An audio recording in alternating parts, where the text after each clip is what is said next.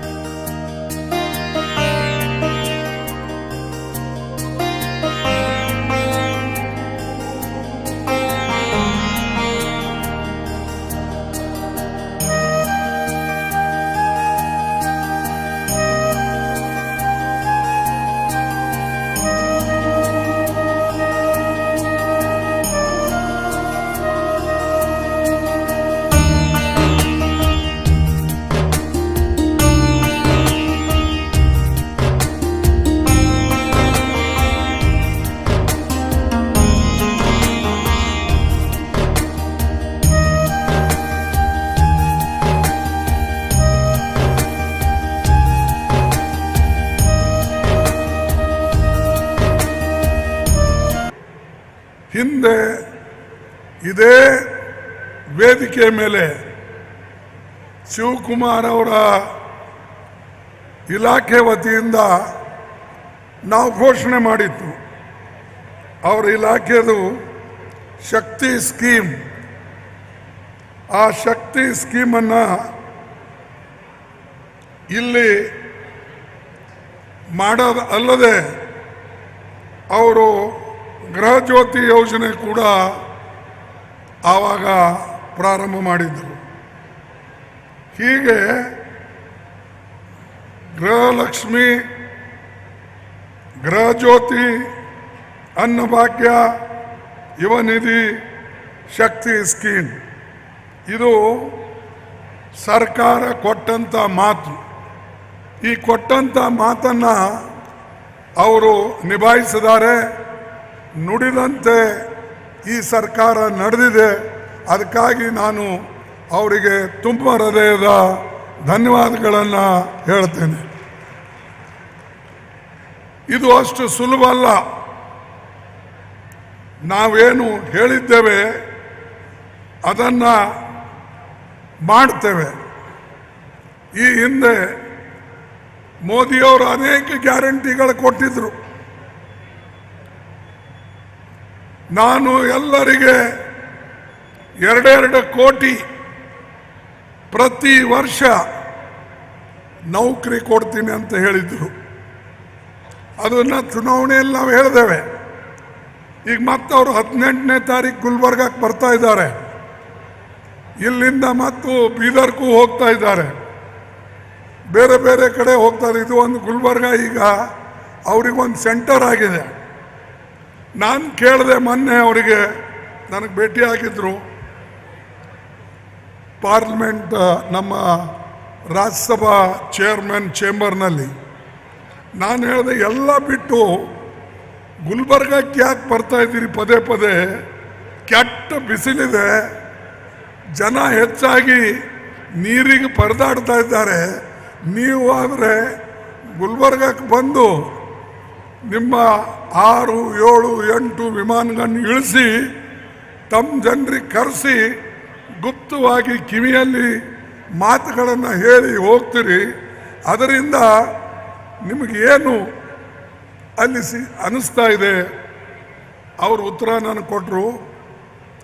ಅಲ್ಲಿ ದೊಡ್ಡ air strip ಇದೆ, ದೊಡ್ಡ ಫ್ಲೈಟ್ ಇಳಿಲಕ್ಕೆ ಅನುಕೂಲ ಇದೆ, ಅದಕ್ಕಾಗಿ ನಾನು ಇಲ್ಲಿ ಬಂದು ಲಾತೂರ್ಗೆ ಹೋಗಲಿ, ಶೋಲಾಪುರಕ್ಕೆ ಹೋಗಲಿ, ಹೈದರಾಬಾದ್ ಕಡೆ ಹೋಗಲಿ, ಇವಕ್ಕೆಲ್ಲಕ್ಕೂ ಕೂಡ ನನಗೆ ಅನುಕೂಲ ಆಗ್ತದೆ. ಅದಕ್ಕಾಗಿ ನಾನು ಗುಲ್ಬರ್ಗಕ್ಕೆ ಬರ್ತೀನಿ ಪದೇ ಪದೇ ಅಂತ ಹೇಳ್ದು. ಈಗ ಮತ್ತೆ 18ನೇ ತಾರೀಕು ಬರ್ತಾ ಇದ್ದಾರೆ, ಬರಲಿ, ಸಂತೋಷ. ಬಂದರೆ ಏನಾದರೂ ಕೊಟ್ಟು ಹೋಗ್ಬೇಕಲ್ಲ. ಅವರಿಂದ ಇವತ್ತು BJP ಸರ್ಕಾರದಿಂದ, ಮೋದಿ ಅವರಿಂದ ನಮ್ಮ ಭಾಗಕ್ಕೆ, ಹೈದರಾಬಾದ್ ಕರ್ನಾಟಕಕ್ಕೆ, ಗುಲ್ಬರ್ಗಕ್ಕೆ ಏನು ವಿಶೇಷವಾದಂಥ ಕೊಡುಗೆ ಕೊಟ್ಟಿದ್ದಾರೋ ನೀವೇ ಹೇಳಿ. ಯಾವ ಇದೇ ಆರ್ಟಿಕಲ್ 371J ನಾವು ಮಾಡಬೇಕು ಅಂಥೇಳಿ ನಾನು, ಧರ್ಮಸಿಂಗ್ ಅವರು, ನಮ್ಮ ಪಕ್ಷದ ಮುಖಂಡರು ಎಲ್ಲರೂ ಹೋಗಿ ನಾವು ಐವಾನ್ ಶಾಹಿಯಲ್ಲಿ ಭೇಟಿಯಾಗಿ ಮೆಮೊರಂಡಮ್ ಕೊಟ್ಟೇವೆ. ದಿಲ್ಲಿಗೆ ಹೋಗಿ ಕೊಟ್ಟೇವೆ.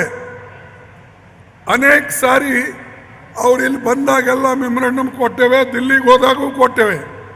ಅವರಂದರು, ಈ ನಿಮ್ಮ ಮೆಮೊರಂಡಮ್ ಏನಿದೆ ಇದು ಇಂಪ್ಲಿಮೆಂಟ್ ಮಾಡೋಕ್ಕೆ ಸಾಧ್ಯ ಇಲ್ಲ, ಅನುಷ್ಠಾನ ಮಾಡೋಕ್ಕೆ ಸಾಧ್ಯ ಇಲ್ಲ.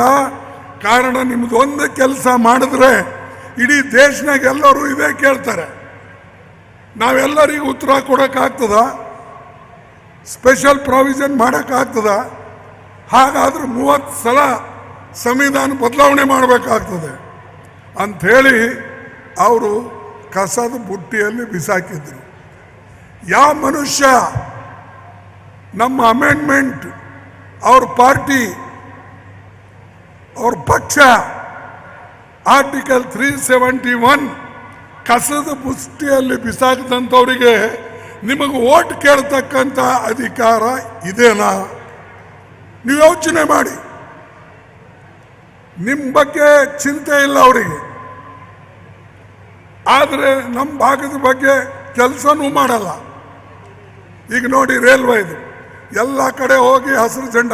ನಾನು ನೋಡಿಲ್ಲಪ್ಪ ಇಂಥ ಪ್ರೈಮ್ ಮಿನಿಸ್ಟರ್ಗಳಿಗೆ ಎಲ್ಲಿ ಕಂಡಿತು, ಯಾವ ರೈಲ್ವೆ ಸ್ಟೇಷನ್ಗೆ ಹೋಗ್ರಿ ಒಂದು ಹರಿ ಜೆಂಡ ತೊಗೊಂಡು ಓಡಾಡ್ತೀನಿ.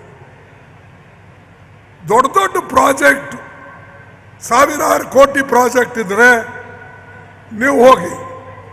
ಆದ್ರೆ ಪದೇ ಪದೇ ರೈಲ್ವೆ ಸ್ಟೇಷನ್ ಮೇಲೆ ನಿಂತು ಹಸಿರು ಜೆಂಡ ತೋರಿಸಿದ್ರೆ ಏನು ದೇಶದ ಪ್ರಗತಿ ಆಗ್ತದ? ಆ ಕೆಳಗೆ ಹಾಳಿ ಹಾಕಿದ್ದು ನಮ್ಮದೇ ತಾನೇ, ಮ್ಯಾಲ ಡಬ್ಬಿ ಓಡೋದು ನಿಂದು. ಆದರೆ मैं बहुत कुछ किया. क्या किया भाई? हमने वाड़ी से, ನಾವು ವಾಡಿಯಿಂದ ಗದಗವರೆಗೆ ರೇಲ್ ಲೈನ್ ಹೊಸದು ಕೊಟ್ಟಿತ್ತು, ಪ್ರಾರಂಭ ಮಾಡಿತ್ತು. ಇನ್ನೂ ನಡೆದಿದೆ. ಅದು 10 ವರ್ಷ ಆಯಿತು, ಇನ್ನೂ ಕಂಪ್ಲೀಟ್ ಆಗಿಲ್ಲ. ನಾನು ಕೇವಲ 11 ತಿಂಗಳಿದ್ದರೆ 27 ರೇಲ್ಗಳು ಎಲ್ಲ ಕಡೆ ಓಡಾಡಿಸಿದೆ. ಅನೇಕ ಕಡೆ ನನಗುದಿಗೆ ಬಿದ್ದಂಥ ರೇಲ್ ಲೈನು ಜೋಡಿಸಿ ನಾವು ರೈಲ್ವೆ ಲೈನ್ ಮಾಡಿದೇವೆ. ನಿಮಗೆಲ್ಲ ಗೊತ್ತಿದೆ, ನಾ ಎಣಿಸ್ಕೋತ ಹೋಗಲ್ಲ.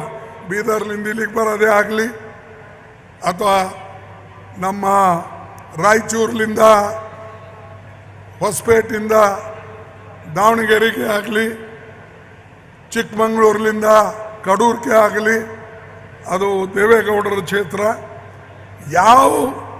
ನಾವು ಯಾರಿಗೂ ಕೂಡ ಪಾರ್ಟಿ ಬೇಸಿಸ್ ಮೇಲೆ ಕೆಲಸ ಮಾಡಿಲ್ಲ. ನಾವು ಕೆಲಸ ಮಾಡಿದ್ದು ಜನರದ ಹಿತಗೋಸ್ಕರ.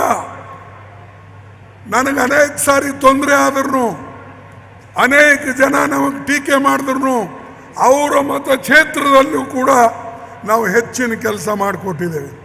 ಹುಬ್ಬಳ್ಳಿ ಕೆಲಸ ಮಾಡಿಕೊಟ್ಟಿದ್ದೇವೆ. ಗುಲ್ಬರ್ಗಾ ಟು ಹುಬ್ಬಳ್ಳಿ ಟ್ರೈನ್ ಯಾರಾದರೂ ನೆನೆಸಿದ್ರ? ಹುಬ್ಬಳ್ಳಿಯಿಂದ ಹೈದರಾಬಾದ್ ಟ್ರೈನ್ ಯಾರಾದರೂ ನೆನೆಸಿದ್ರ? ಹುಬ್ಬಳ್ಳಿಯಿಂದ ಬಾಂಬೆ ತಿಲಕ್ ಟರ್ಮಿನಲ್ ಯಾರಾದರೂ ನೆನೆಸಿದ್ರ?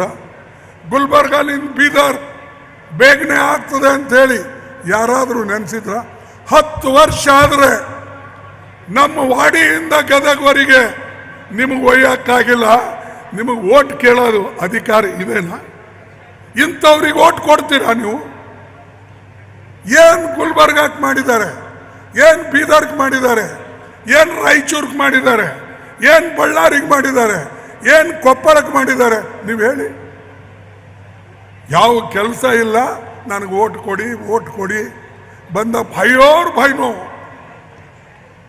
देश बड़े कठिनाई में है, इसलिए कांग्रेस को वोट मत दो. बड़े कांग्रेस भैया